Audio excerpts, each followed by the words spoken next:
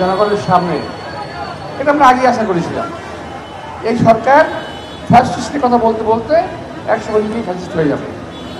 এই ফ্যাসিস্টের আচরণ কিন্তু আমরা ধরে নিয়েছিলাম যে হবে।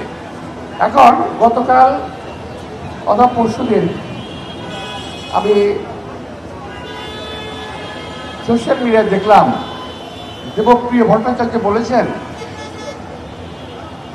যদি ওনার ভাষায় বলি ক্রিটিক্যালি হতে পারে, ওনার ভাষায় কি সমস্ত আবল তাবল আমাদের বোঝাচ্ছেন এই সরকার, লেখা সেরকম কি সমস্ত আবল তাবল বোঝাচ্ছেন আমাদের এই সরকার।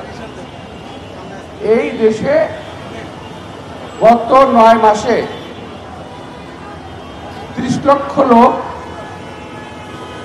30 লক্ষ মানুষ আরো গরিব হয়েছে। তার মধ্যে 18 লক্ষ হলো মহিলা। আপনাকে বুঝতে পারছেন এটা ঘটনাটা? 18 লক্ষ মহিলা কিভাবে হলো? এখানে অনেক বিষয় আছে।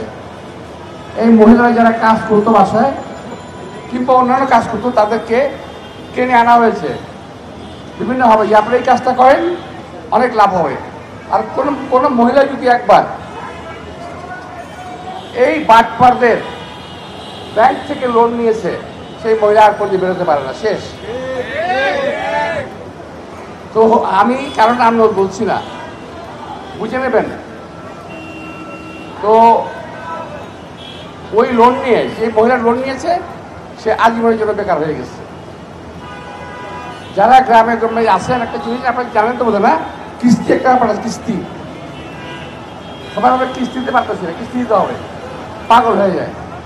তো ভাই দেবপ্রিয় ভট্টাচার্য বলেছেন 30 লক্ষ লোক দরিদ্র হয়ে গেছে, তার মধ্যে 18 লক্ষ হলো মহিলা।